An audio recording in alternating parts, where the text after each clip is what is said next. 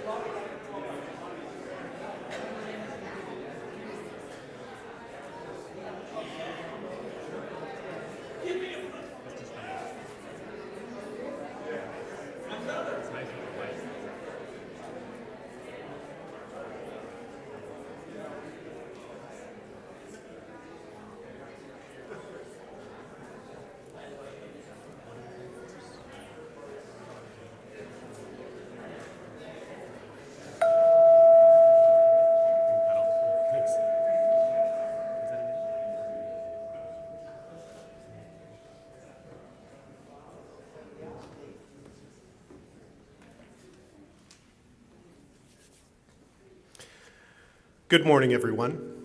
My name is Travis Williams.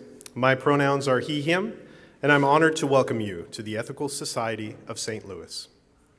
We are an ethical humanist community where people come together to explore big questions, live with intention, and work toward a more just and compassionate world. As we continue our Seeking Truth series, grounded in reason, evidence, and lived experience, today's platform invites us to turn our attention to a question that is both practical and deeply ethical. What does it take to sustain a community over time? Seeking truth requires us to look honestly at how we organize, how we make choices, and how we live our values together. This morning, our member speakers will reflect on the long-term sustainability of our society, examining where we are, where we hope to go, and how our shared commitments shape that path. They will invite us to consider what membership means as an ethical relationship grounded in responsibility, care, and choice. In doing so, they remind us that truth-seeking is not passive. Ethical humanism encourages us to consider how our actions align with what we value.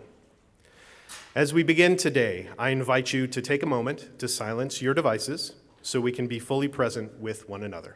Thank you. This platform will feature music from the Matthew Galik Trio. Matthew Galik on piano, Joe Winstein-Hibbs on drums, and Bob DeBoo on bass are sensitive improvisers whose musical language is rooted in a deep love for lyrical jazz traditions. Their music invites attentive listening and shared presence, creating space for reflection and connection. Please join me in welcoming the Matthew Galik Trio performing Ariadne by Matthew Galik.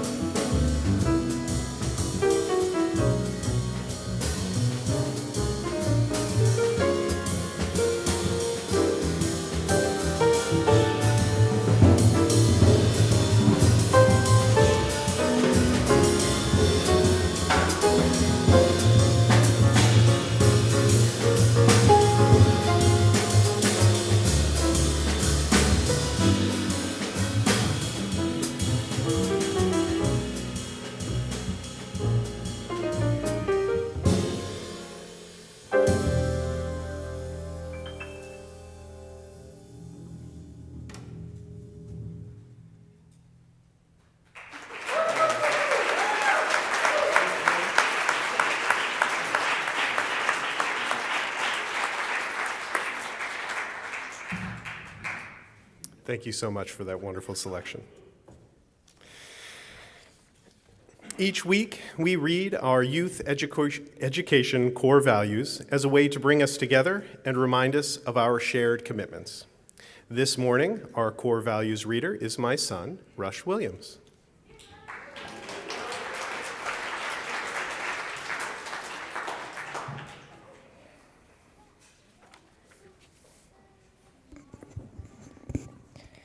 Every person is important and unique. Every person deserves to be treated fairly and kindly. I learn from everyone.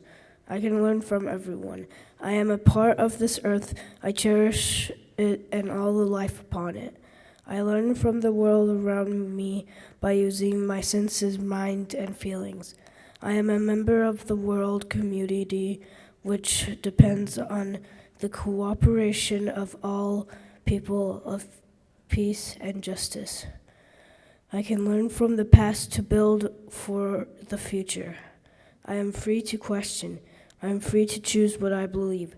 I accept responsibility for my choices and actions. I strive to live my values.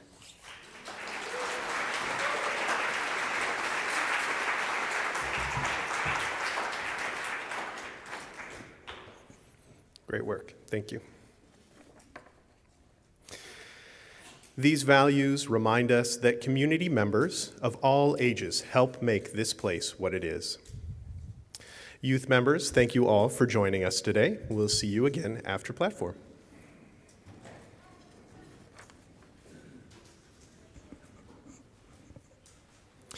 Our next segment, Stories of Ourselves, provides an opportunity to connect with one another more deeply by sharing our stories.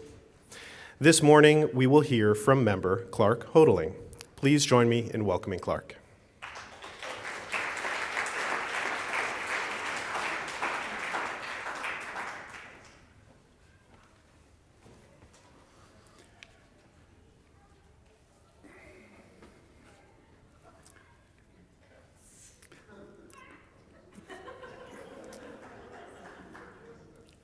I'm hearing some guesses from the crowd.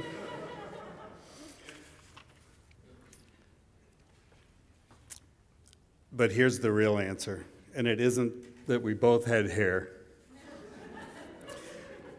Both of us had a 0.00 GPA in our final semester of college. However, one married Mandy Pepperidge, served in the military, and eventually became a U.S. Senator.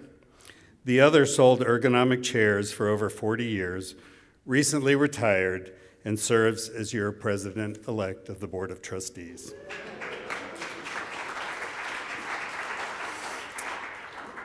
I feel I may need to explain my 0.00. I didn't get all Fs like Bluto. I had an internship in the University Relations Office of Ohio Wesleyan University, working with the development staff to run paid student phonathons, calling alumni, asking for money to support the university. I loved that work. A year and a half earlier, I became part of the first paid student callers. Previously, all callers were volunteers, and you can imagine the mixed results.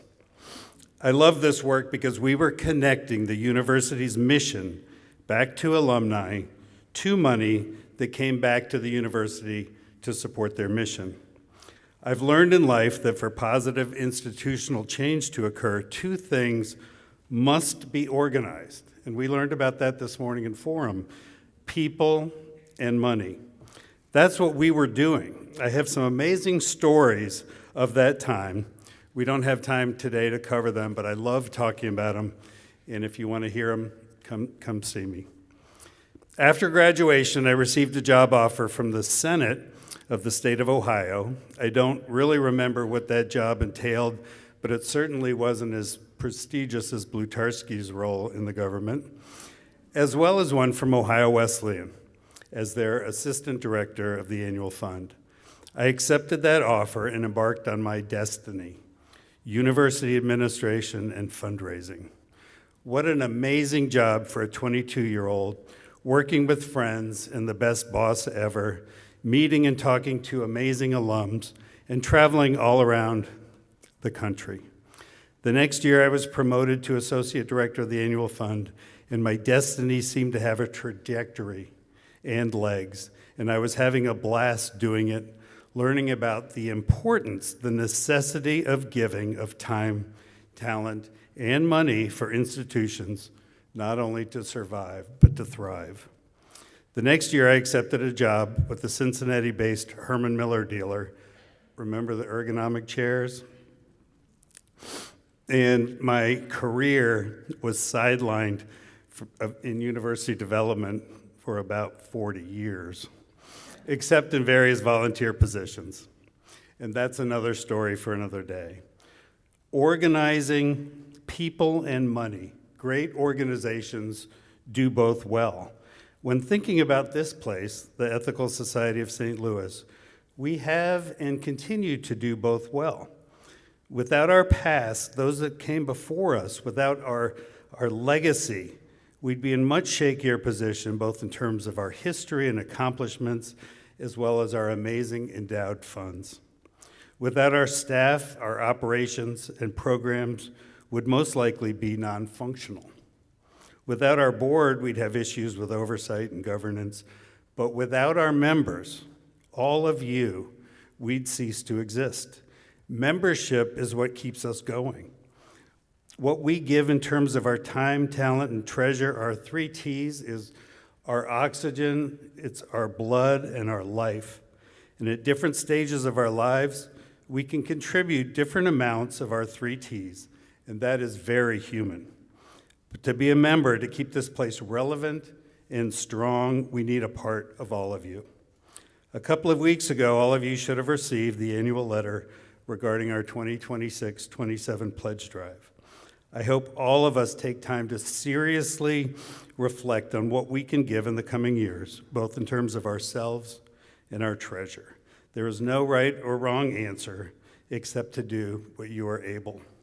On March 1st, just 3 weeks from today, we're going to celebrate the success of our pledge drive. I hope you join me and we see 100% participation from membership. I fondly think and reflect on my 0.00. What I learned from nothing was an invaluable lesson of what places like this need to survive. Thank you.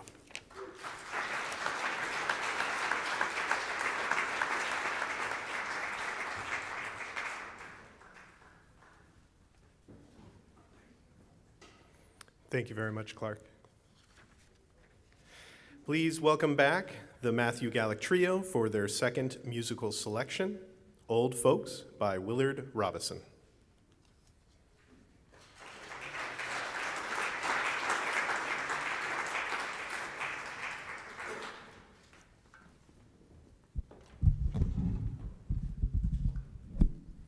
Good morning.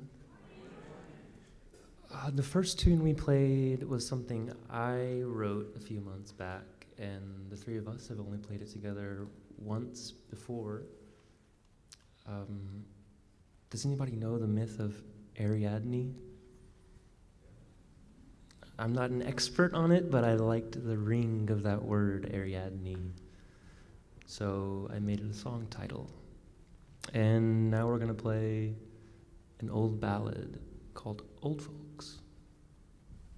Thank you.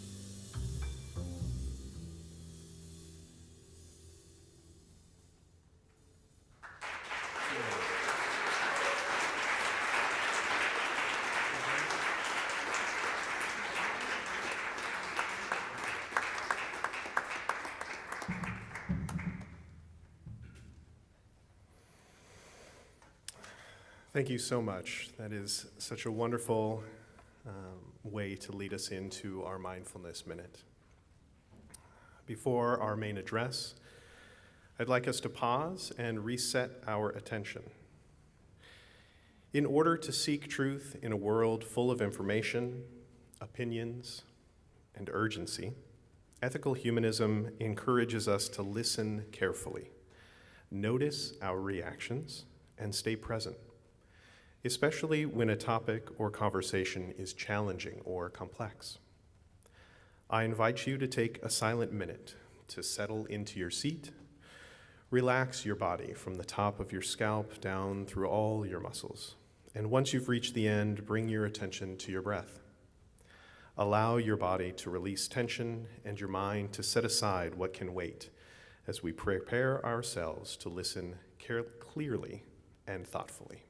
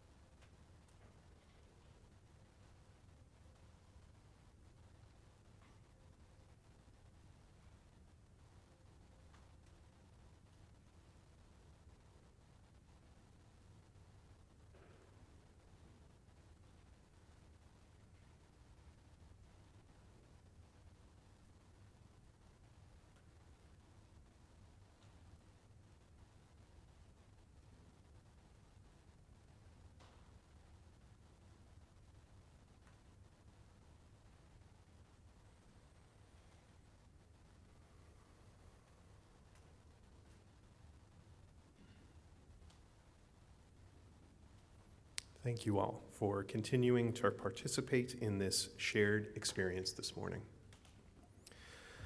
Our speakers today are Claude Bernard, Dan Overmann, and Stan Mulvihill. Claude Bernard was raised in the ethical movement and graduated from the Long Island Ethical Society Sunday School in 1964. He has been a member of the Ethical Society of St. Louis since 1991. Dan Overmann is recently retired architect and has been a member of the Ethical Society since 1997. He has served the society in a wide range of roles, including 2 terms on the Board of Trustees and service on numerous committees and teams. He currently serves as chair of the Stewardship Committee. Stan Mulvihill is a relatively new member of the Ethical Society who values the mission and collaborative spirit of the Stewardship Committee. He is committed to supporting our humanist values and helping expand the Ethical Society's impact. Together, they will offer a reflection on long-term sustainability, ethical responsibility, and what membership means in practice. Please join me in welcoming our speakers.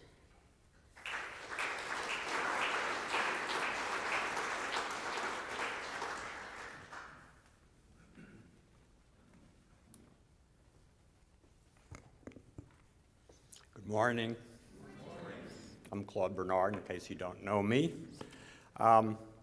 So, it's that time of year when we ask you to make a pledge of financial support for the Ethical Society, and hopefully to increase your pledge from last year. And as Clark mentioned, you all should have received, if you're a member, you should have received a pledge packet in the mail a few weeks ago. If you haven't, please let us know or the office know. Now, some may forget that filling out a pledge form each year is the only absolute requirement of membership. I say filling out a pledge form rather than making a pledge, because if your financial situation doesn't allow you to make any contribution to the society at all, you can ask for a waiver on that form, and that's fine. If you need to do that, that's fine, but we still want you to fill out that form so we know who's here, who's a member, who's continuing to be part of this community. But for those who can contribute, please think about what this place means to you and give as much as you possibly can. And let me also point out, and we didn't make this so clear last year, but if you are giving monthly from a subtraction from your checking account, debit or so-called ACH, you still need to fill out a pledge form just to tell us that you want to continue that monthly giving or to change the amount. But even if you're not changing the amount and it's just going on, you need to tell us. So please fill out the pledge form. And we would like all those pledge forms by the time of our Pledge Sunday luncheon, which will be March 1st. So there's not a lot of time left. And as you'll see, we have a ways to go as far as numbers. And this year, to encourage pledge increases, 25 of our donors, 17 households, have committed a total of more than $44,000 to our matching fund. It's kind of amazing. And all pledge increases by existing members and the total pledges of new members will be matched from this matching fund. And for the purposes of this match, we define a new member as anyone who has joined since the start of the fiscal year, January 1st, 2025, and anybody who will join before the end of the fiscal year, May 31st, 2026.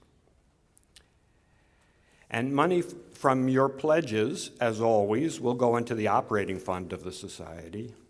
Money from the matching fund, though, will go in a special budgetary item to support the compensation of a new leader, and that search is ongoing, and hopefully a new leader will be hired in the coming year. The more than $44,000 promised to the matching fund shows the strength of commitment of our members and the strong desire for hiring a new leader.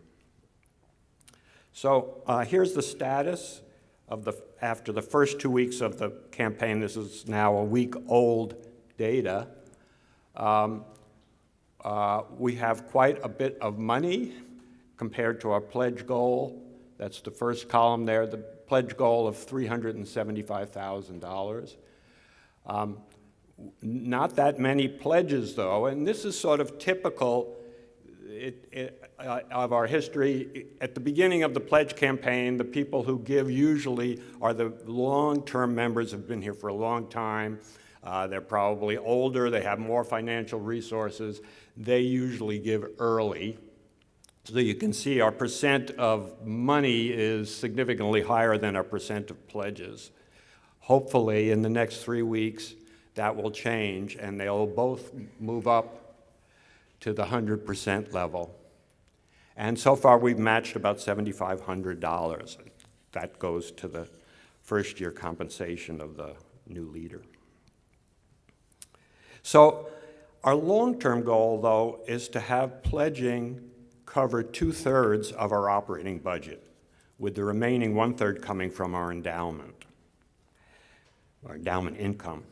And with our current number of members, that would come to an average of $1,650 per member per year.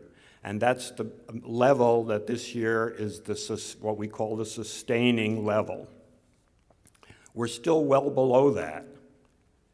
Last year's pledge income was about 47% of our operating budget. And if we meet our goal this year, it will be slightly more than 50%. So we're still a long way from the 67%. It's encouraging, though, that last year the number of members giving at that sustaining level increased from 64 to 79, which is more than a 25% increase.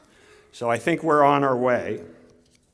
Now here's the meat of this, and many people ask, why do we want pledge income to be so high when we have a healthy endowment?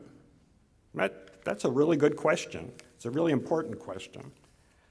After all, It's, you know, financially, it's taking out 4% of an endowment each year is considered financially sustainable, and that's basically where we are at present. But here's the big point. We could be doing amazing things with our financial clout if we didn't have to use it to cover such a large part of our operating expenses. And just as like a brainstorming, imagine how great it would be if we could use a big chunk of money each year together with a concerted volunteer effort to help address all the key issues in our community, like homelessness, or access to health care, or reproductive rights, or food insecurity, or immigrant rights, or probably you can come up with 10 more wonderful things. And wouldn't it be great if we could do one or more of those every year with concerted volunteers? You know, money isn't going to do it by itself, but volunteering with money, as Clark said, that's the way to really get something done. So that's what I'm hoping you will think about when you're giving your pledge. Now, as part of our research, the Stewardship Committee conducted a survey about pledging. We contacted some other ethical societies as well as some local churches. And compared to the other ethical societies, we're doing pretty well. And in fact, there are some that are kind of moribund, where they basically have no pledging. They're living off their endowment, which is decreasing, and their membership is decreasing. But compared to traditional churches in our area, our giving, I have to say, our giving is kind of wimpy.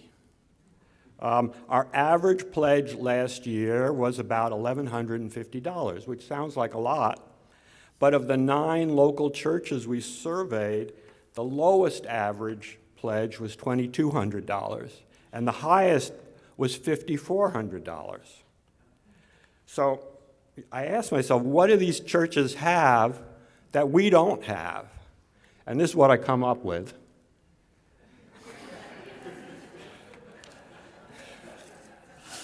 Fear. So, unfortunately, I can't threaten you with hell if you don't give all that you can. But I can remind you of what is often a hellscape outside these walls, and especially these days. And I want to remind you of how we want to continue to keep that hellscape at bay, and even to push back the boundaries of that hellscape more, a lot more than we're already doing today. So please, give as much as you possibly can, taking into account not only what this place means to you, but also what it could mean in the future. Thank you.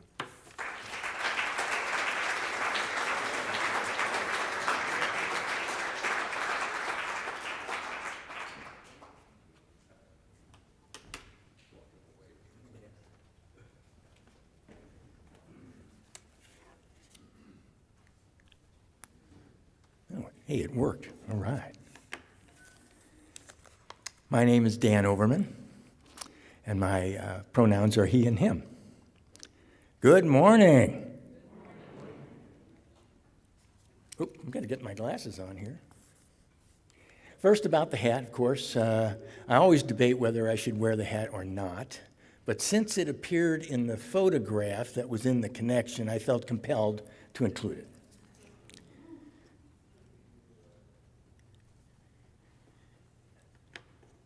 To be candid, I must have restarted, and rewrote this narrative several times until finally I decided that I should stop attempting to include so much context and just get to the point. So here we go.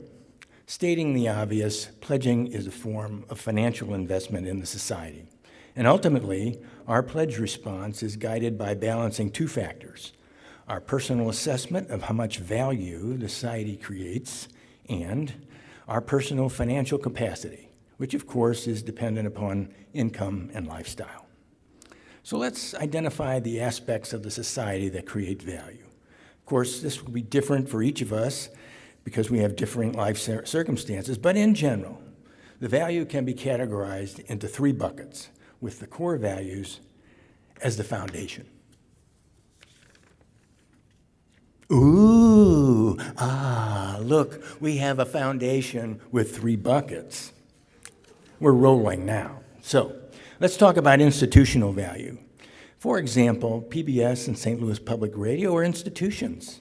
They're sources of objective truth-seeking and information, and I believe they have inherent value. The fact that they exist, merely exist, creates value. Similarly, the fact that we exist as advocates of humanistic values and the application of ethical culture creates value. Let's ask ourselves, would the world be a better place if the values of humanism were thoroughly integrated into our nation's collective behavior? Absolutely, and not just a little better, exponentially better. Another way to look at this same issue is if we study the current policies and trajectory of our nation, it provides us a glaring example of what can be expected in the absence of institutional advocacy for our core values. Personal value. At the end of the day, we are all on a quest for a life of joy and meaning. We hope to obtain it through inspiration, truth-seeking, relationship building, and community service while using the core values as a roadmap. Our congregation includes a very wide variety and diversity of interest and lifestyles. This is by design because humanism is inclusionary by its nature. This is exemplified by the fact that we have in excess of over 40 teams and activity groups intended to create infrastructure and opportunities for personal growth and social enrichment. Now, I'm not going to go through all 40. I know some of you might want that, but we're not going to do it.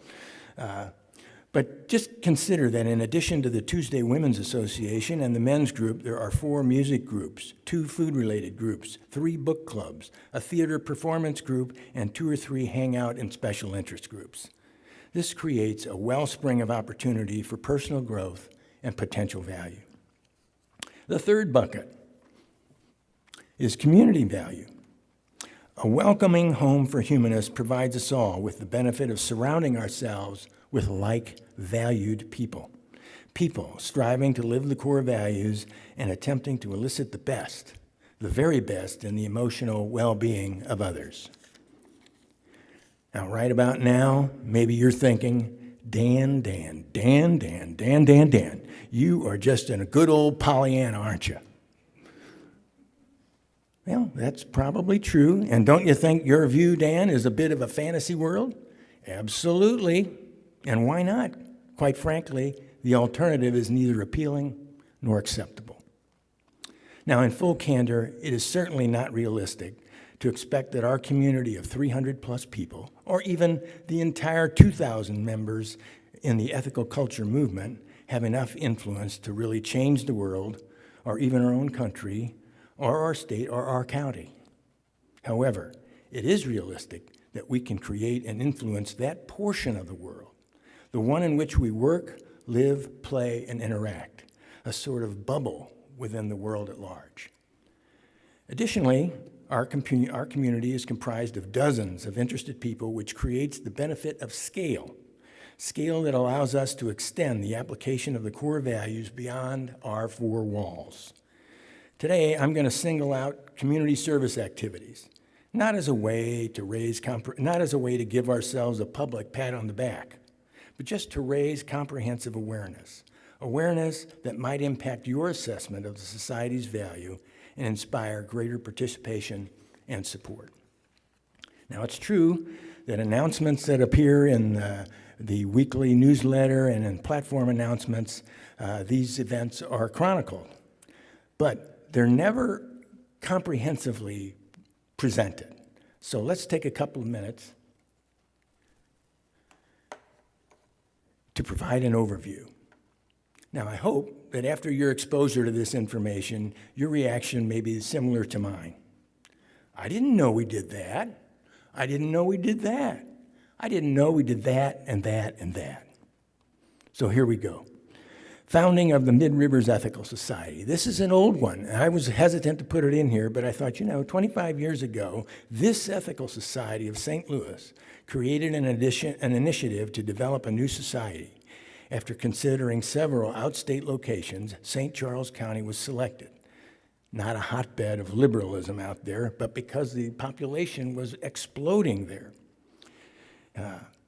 In 2003, the Mid-River Society opened its doors, and by 2009, it became totally self-sufficient and independent.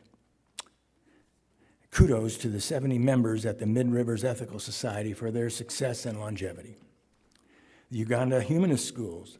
The Ethical Society has been a financial supporter for 14 years and contributed just under $400,000. This robust response is in part because a scholarship donation of just $650 provides room and board for a student for an entire year. What an incredible bang for the buck. Emergency Contraception Kit Assembly. This recurring activity in support of the Beacon reproductive health began in the fall of 2024. The event occurs every month or two and has resulted in the assembly of 11,000 kits. This represents about 14% of the total 80,000 kits distributed by Beacon. By the way, the next scheduled events here at the Society are March 1st, April 5th, and June 6th. So keep your calendar open for that. Now this next one, the Missouri Department of Transportation Volunteer Highway Cleanup Program, has been suspended. For 2 decades, our society delittered a 1-mile section of Highway 67, which is Lindbergh, North Lindbergh, at Olive, 4 times per year. The state of Missouri ended the volunteer program in 2024 and replaced it with a privatized version, which really ended our participation. Going the wrong way there. There we go. Now, the next slides are events that occurred this year, and none of them are huge, but they're worth noting in the sense of a comprehensive view of what we've been doing. Missouri Abortion Fund, 6 volunteers wrote 100 donor thank you cards. Greenwood Cemetery Historic Preservation, the first annual event occurred in last October, and 10 of our members committed their time to help. This cemetery, launched in 1874, is now designated as an historic site. It is noteworthy for being the first non-sectarian commercial cemetery for African Americans in the metro area. Back to School Kit Assembly. 23 volunteers assembled backpacks complete with supplies and book donations. Food outreach. 15 volunteers helped out by preparing and distributing healthy meals destined for HIV and cancer patients. Student furniture, purchase of IKEA furniture and its assembly by 20 volunteers. Afghan immigrant fundraiser dinner. 80 people attended a fundraiser dinner which generated a total of about $4,000. Tornado victim support. 5 volunteers prepared 280 PB&J sandwiches as part of a partner Lifeline aid group. Now, it would indeed be an exaggeration for me to suggest or infer that all of these combined are somehow going to substantially change the impact and course of world events. But they do create value by building a community motivated to take action on its principles. Kudos and thanks to all our teams and groups involved in these projects.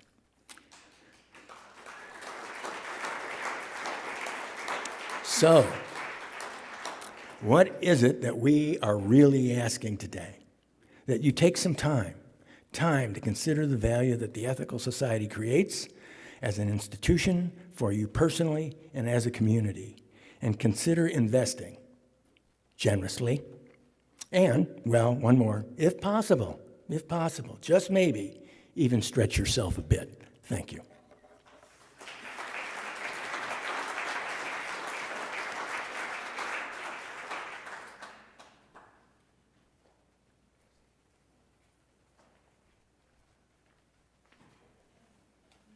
I can't find the stool, Crystal, but I'll stand like this, maybe on my tippy toes, and borrow Dan's hat. Hi, I'm Stan. Good morning still. I think we're still on time.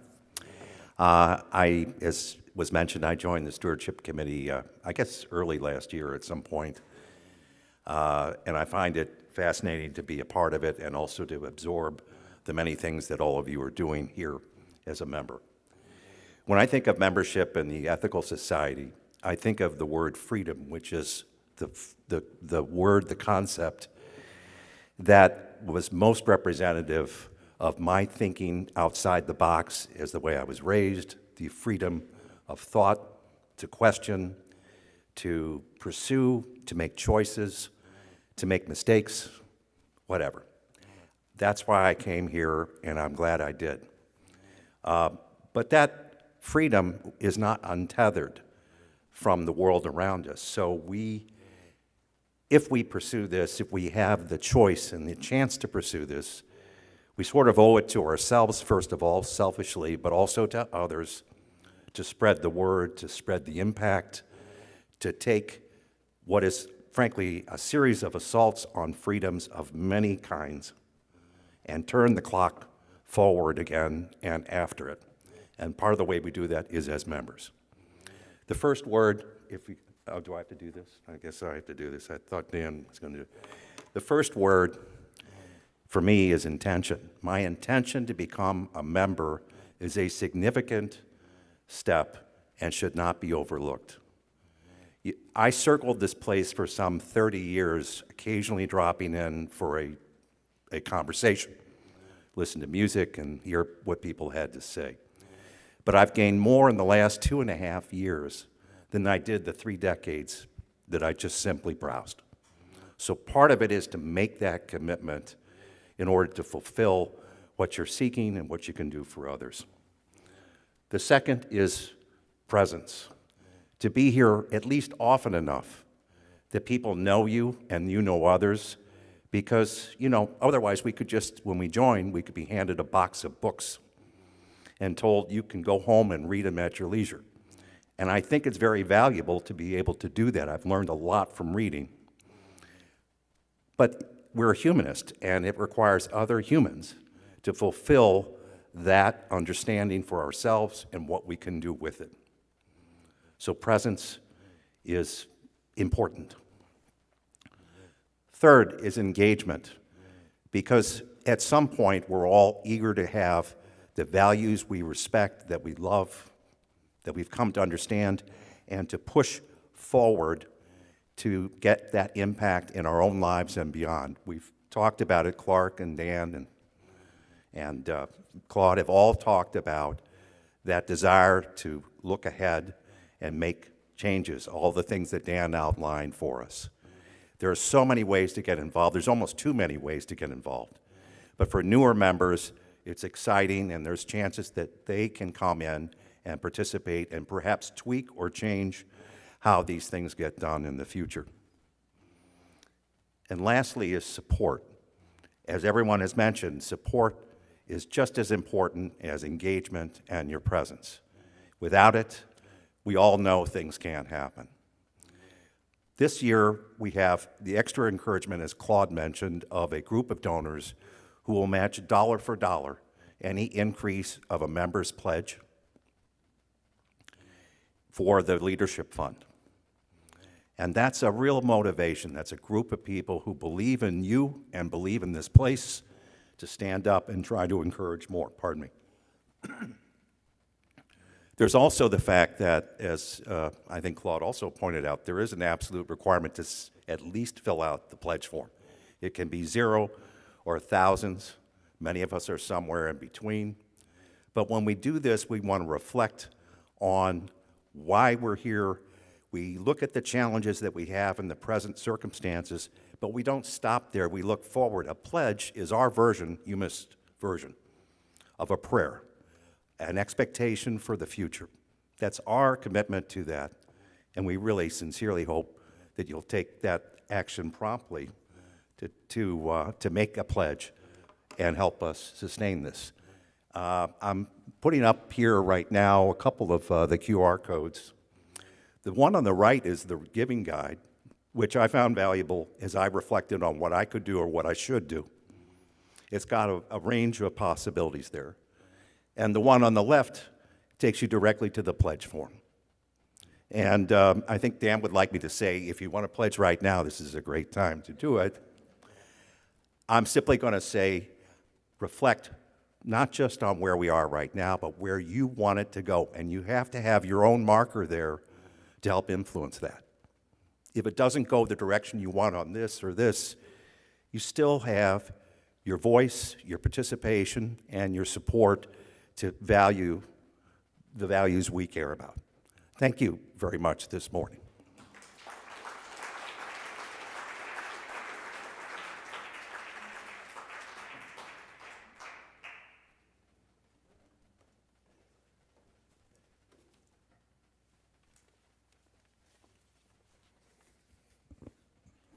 Thank you so much, gentlemen.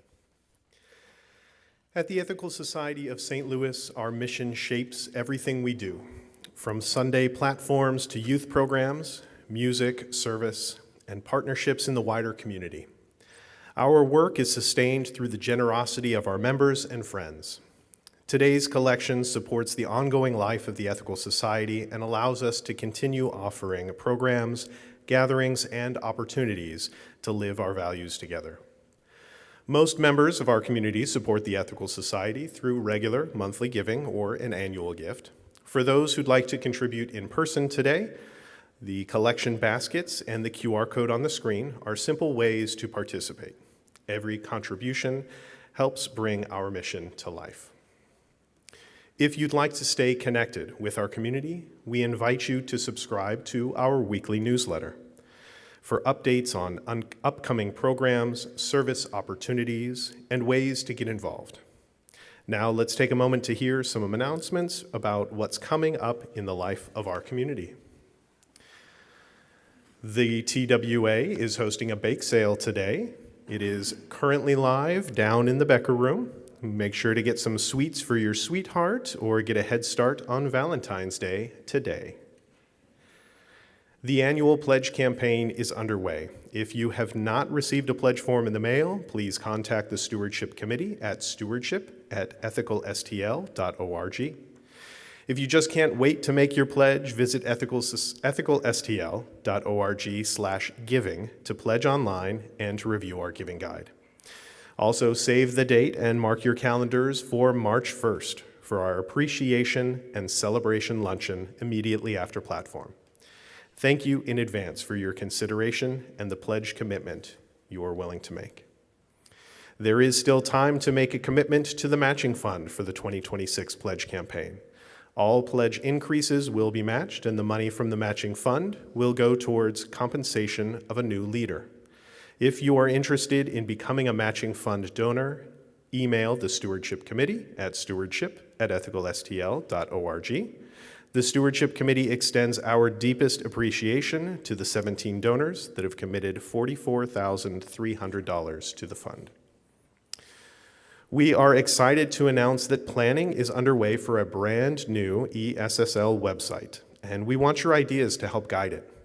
If you have suggestions, feedback, or features you would love to see, please scan the QR code on the screen and complete our short input form. It only takes a few minutes, and every response helps. The form will close on Sunday, February 15th at midnight, so be sure to share your thoughts soon. Please save the date. We are excited to welcome Forrest Valkai for a special weekend at the Ethical Society. A biologist and science communicator known for his infectious enthusiasm and love of life, Forrest brings science, skepticism, and care for one another together in powerful ways. Join us Saturday night, February 28th, and Sunday morning, March 1st. More details are on our website and our socials. Now please welcome back Matthew, Joe, and Bob, the Matthew Galik Trio, for their final musical selection, From All the Crowd by Matthew Galik.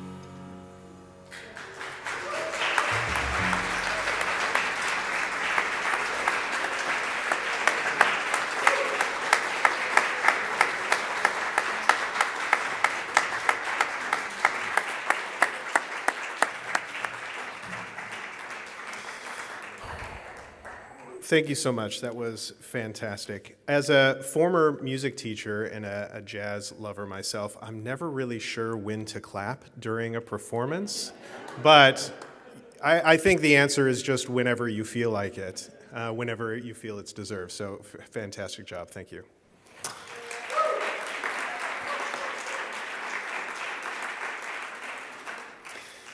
Thank you to the Matthew Galik Trio for the music that carried us through this morning and for creating space for reflection, connection, and attentive listening. Thank you, Clark, for his contribution to the stories of ourselves that ground us in shared reflection and remind us of the values we hold in common. A special thank you to India and Beth, ASL interpreter interns, who are with us today as part of their certification practicum. We are glad to serve as a, thank you, yes.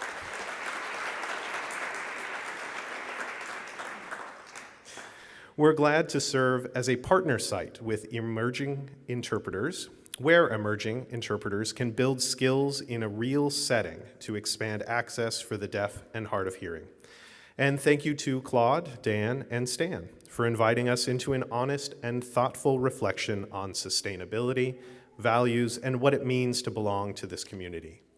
Their reflections remind us that seeking truth is not only about understanding the world as it is, but about asking what kind of future we are helping to shape through our choices, our commitments, and our care for one another. As we continue our Seeking Truth series, we remember that truth is something we practice. It lives in the questions we are willing to ask, the responsibilities we are willing to take on, and the communities we choose to sustain. After platform, we invite you to join us downstairs for coffee and treats from TWA, if you've got the cash for it, where you can continue reflecting together and connect more deeply with one another. As you go into the week ahead, may you stay attentive to the truths that ask for care, remain honest about the choices before you, and renew your commitment to living your values with integrity. And as the great artist Harry Styles says, remember to treat people with kindness. Thank you, and we'll see you again soon.